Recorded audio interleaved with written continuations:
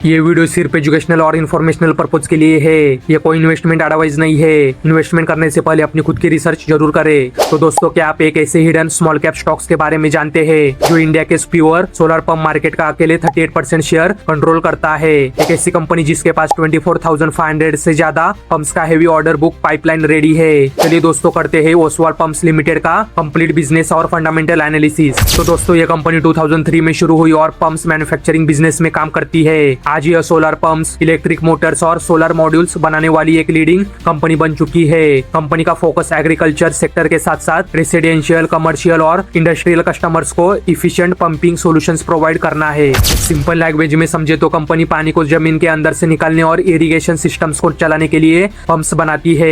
इसके सबसे बड़ी खासियत यह है कि vertically integrated solar pump manufacturer है, यानी पंप से लेकर मोटर और सोलर मॉड्यूल तक कई इंपॉर्टेंट कंपोनेंट्स खुद बनाती है। कंपनी पीएम कुसुम स्कीम के तहत फार्मर्स को सोलर पंपिंग सिस्टम्स भी प्रोवाइड कराती है। कंपनी के प्रोडक्ट्स में solar submersible pumps, solar monoblock pumps, grid connected pumps और इलेक्ट्रिक मोटर्स शामिल है। सोलर पंप्स की कैपेसिटी 1 HP से 25 HP तक जाती है, जबकि इलेक्ट्रिक मोटर्स 0.5 HP से 150 HP तक उपलब्ध है। फ्यूचर ग्रोथ के लिए company helical rotor pumps, progressive cavity pumps, industrial centrifugal pumps और प्रेशर पंप्स जैसे नए प्रोडक्ट्स भी लॉन्च करने की तैयारी कर रही है। तो दोस्तों, पीएम कुसुम स्कीम के तहत कंपनी ने भारत में इंस्टॉल किए गए लगभग 6.1 लाख सोलर पंप्स में से करीब 2.3 लाख पंप सप्लाई किए हैं। इसके साथ कंपनी का मार्केट शेयर लगभग 38% है, जो इसे इस सेगमेंट का मजबूत प्लेयर बनाता है। कंपनी का main manufacturing plant Karnal, Haryana में स्थित है, जो लगभग 41,076 स्क्वायर मीटर एरिया में फैला हुआ है।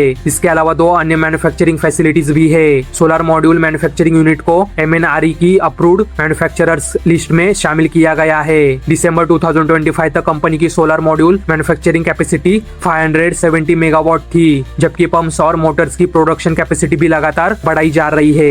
9 मंथ्स ऑफ FY26 में कंपनी के रेवेन्यू का सबसे बड़ा हिस्सा टंकी सोलर पंपिंग सिस्टम से आया। सबमर्सिबल सोलर पंपिंग सिस्टम्स का कंट्रीब्यूशन लगभग 70.6% और मोनोब्लॉक सोलर पंपिंग सिस्टम्स का कंट्रीब्यूशन 6.4% रहा, यानी रेवेन्यू का बड़ा हिस्सा सोलर पंपिंग बिजनेस से आता है। अगर सेल्स चैनल की बात करें तो लगभग 81% रेवेन्यू पीएम कुसुम स्कीम और अन्य गवर्नमेंट स्कीम से आया है, जबकि बाकी रेवेन्यू प्राइवेट सेल्स से आया। इससे पता चलता है कि कंपनी का बिजनेस गवर्नमेंट प्रोग्राम से काफी जुड़ा हुआ है। रेवेन्यू का सबसे बड़ा हिस्सा महाराष्ट्र से आता है, जिसका कंट्रीब्यूशन लगभग 57.8% है। इसके बाद हरियाणा, उत्तर प्रदेश और राजस्थान आते हैं। कंपनी 22 देशों में एक्सपोर्ट्स भी करती है, जिनमें ऑस्ट्रेलिया, इजिप्ट और UAE शामिल है। 9 मंथ्स ऑफ FY26 तक कंपनी के पास पूरे भारत में 1307 डिस्ट्रीब्यूटर्स और 402 एक्सक्लूसिव रिटेल आउटलेट्स मौजूद थे। यह मजबूत डिस्ट्रीब्यूशन नेटवर्क कंपनी को रूरल और अर्बन मार्केट्स दोनों में पहुंच बनाने में मदद करता है। जनवरी 2026 तक कंपनी 90,000 से अधिक डायरेक्ट टंकी सोलर पंपिंग सिस्टम्स इंस्टॉल कर चुकी थी।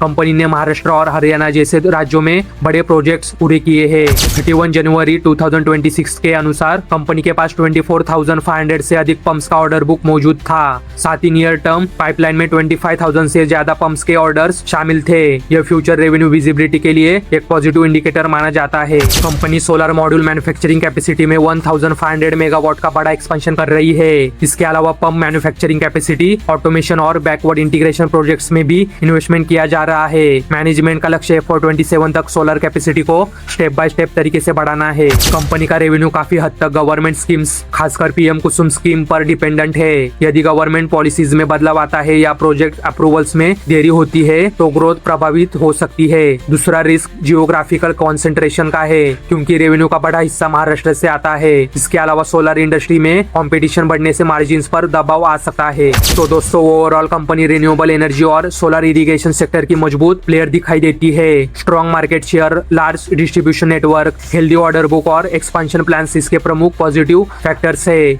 हालांकि गवर्नमेंट स्कीम, डिपेंडेंसी और कंपटीशन जैसे रिस्क पर भी नजर रखना जरूरी रहेगा। रिन्यूएबल एनर्जी सेक्टर की लॉन्ग टर्म ग्रोथ कंपनी के लिए बड़े अवसर पैदा कर सकती है। तो दोस्तों, अभी हम बात कर रहे हैं ओसवाल पंप्स लिमिटेड इस कंपनी के बारे में। तो दोस्तों, अभी हम बात करते हैं इस कंपनी के फंडामेंटल्स के बारे में। तो दोस्तों, इस कंपनी का मार्केट कैप आप स्क्रीन पे चेक कर सकते हो। इस कंपनी का स्टॉक पे इंडस्ट्री पी के मुकाबले सस्ता है, जो कि अच्छी बात है। इस कंपनी का ROC और ROE दोनों 35% से ज्यादा है, जो कि अच्छे नंबर्स है। इस कंपनी का PG रेशियो 1 से कम है, मतलब इस कंपनी के ग्रोथ के हिसाब से स्टॉक अंडर वैल्यू दिख रहा है।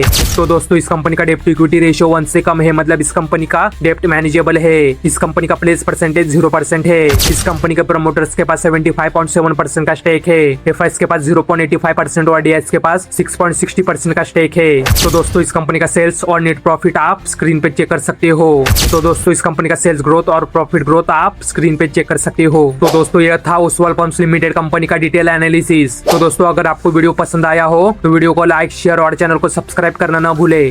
धन्यवाद।